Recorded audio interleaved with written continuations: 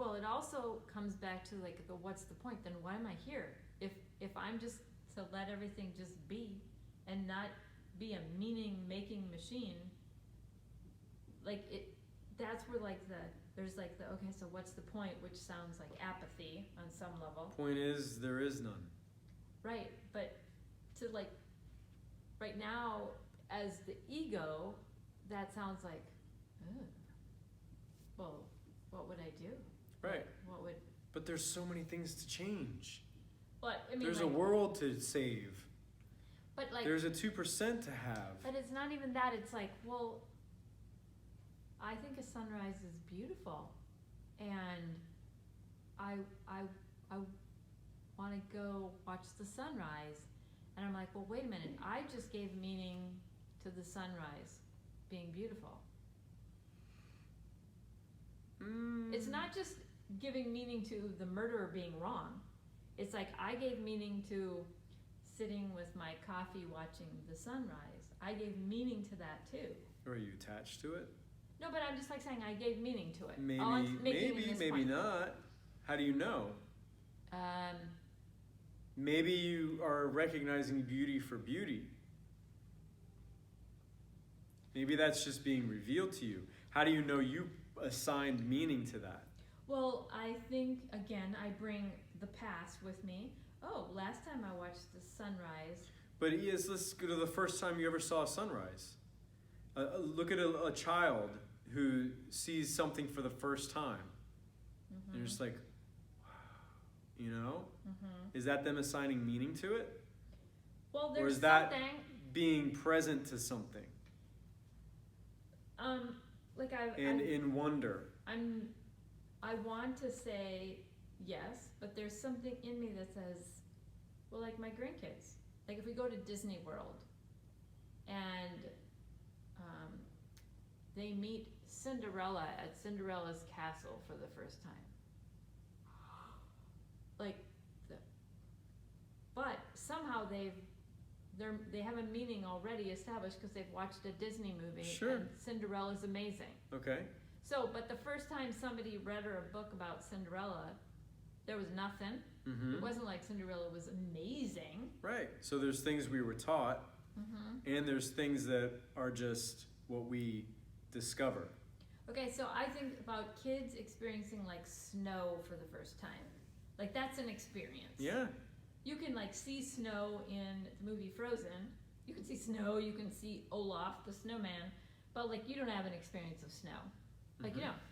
So now you take the kids and you drive to the mountains and now they're in snow.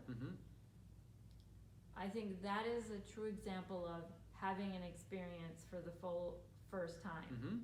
And whatever happens in that moment, like someone might,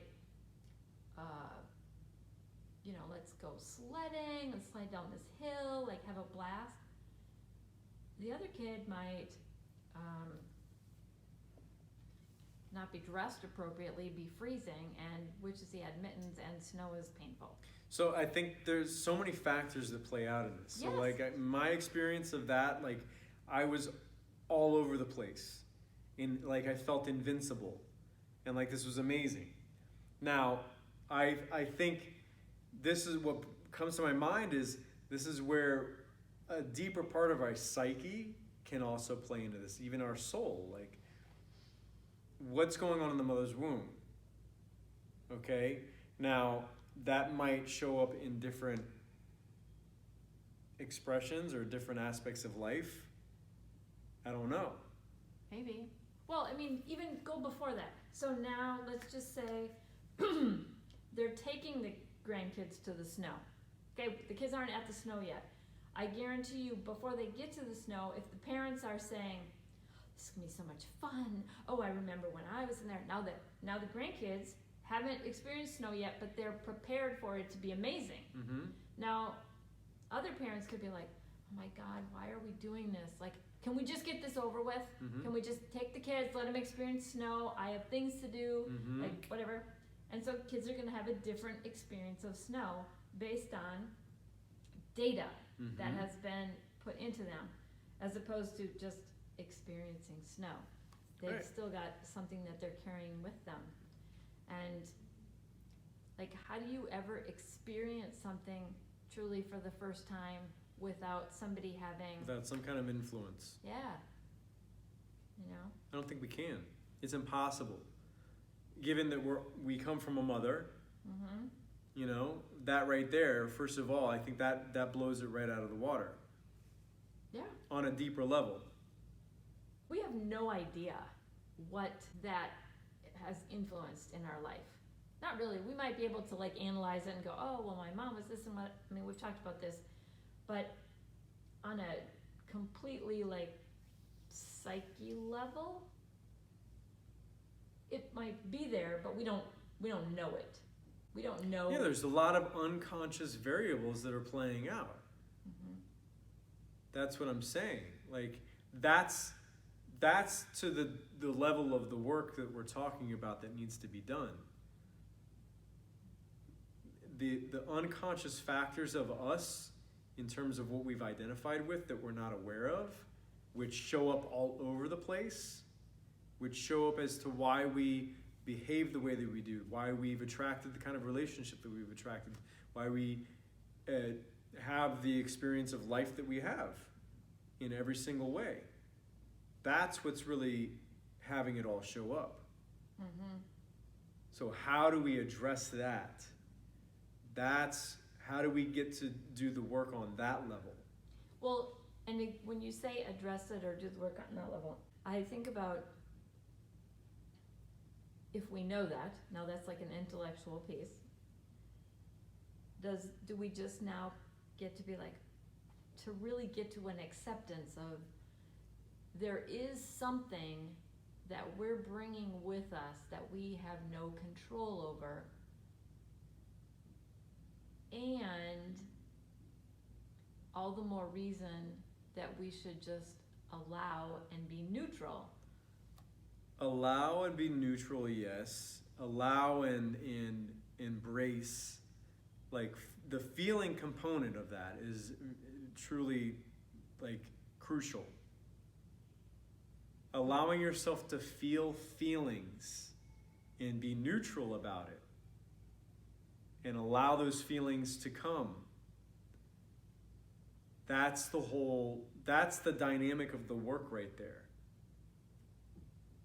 But how do you address what you need to address so that those feelings are stirred up to be able to come up and be moved, be released, so that you start to clear out more of that unconscious identity that has us believe on a deeper level that we're separate, that we're guilty, that has us think we need something outside of us, that has us feel that deep, deep sense of lack and longing and wanting. That's so fear, the release of fear in all its forms, the release of guilt in all its forms. And we can understand that to a certain extent conceptually and intellectually, but until we actually get to the real visceral, unconscious, neurological, emotional aspect of that, to where we're in a very confusing experience. Like, I'm confused, I feel lost, I don't even know what I'm feeling. You gotta be able to be willing to let that kind of happen. Because that brings you into the unknown. That brings you into the mystery of life. To be able to be present to what is, which we don't know what is, because if we did, then we would be coming from the past. Without analyzing it. That's the past. Yes. And then there's maybe it's an oxymoron to that, because that would bring you into a knowing.